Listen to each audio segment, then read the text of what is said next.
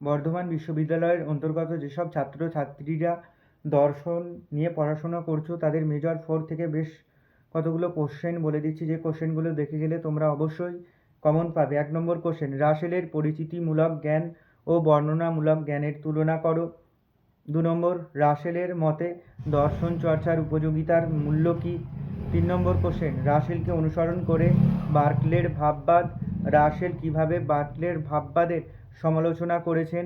4, পার্থক্য লেখো ইন্দ্রিয় উপাত্ত ও ইন্দ্রিয় সংবেদন। 2 নম্বর, পরিচিতিমূলক ও বর্ণনামূলক জ্ঞান। 5 নম্বর, ব্রার্ট্রান্ড রাসেলকে অনুসরণ করে বেকারের বাণীধ্বংসী সংশয়ের পদ্ধতি ব্যাখ্যা করো।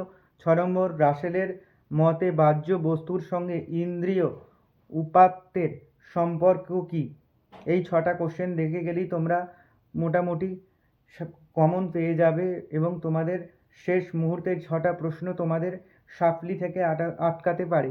তাই তোমাদের যদি 2 নম্বর, 5 নম্বর, 10 নম্বরের উত্তর সহ সাজেশন লাগে তাহলে আমার কাছ থেকে সংগ্রহ করে নিতে পারো। আমি কমেন্ট বক্সে আমার হোয়াটসঅ্যাপ নাম্বার দিয়ে দিচ্ছি।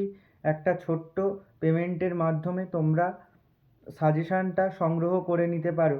তাই যা সময় নেই, অতি অবশ্যই তোমরা যাদের এখনও কোনো কিছু প্রশ্ন উত্তর তৈরি হয়নি তারা সংগ্রহ করে নাও। তোমাদের সাপ্লি এসে গেলে কিন্তু অনেক বড় ক্ষতি হয়ে যাবে, কারণ একটা বছর তোমাদের নষ্ট হবে। তাই সাপ্লি আটকানোর জন্য তোমরা অবশ্যই আমার কাছ থেকে সাজেশানের পিডিএফটা নিয়ে নাও, তাহলে তোমাদের সাপ্লিটা আসবে না এবং তোমরা সহজেই তোমাদের গ্র্যাজুয়েশন পাশ করে যাবে। ধন্যবাদ।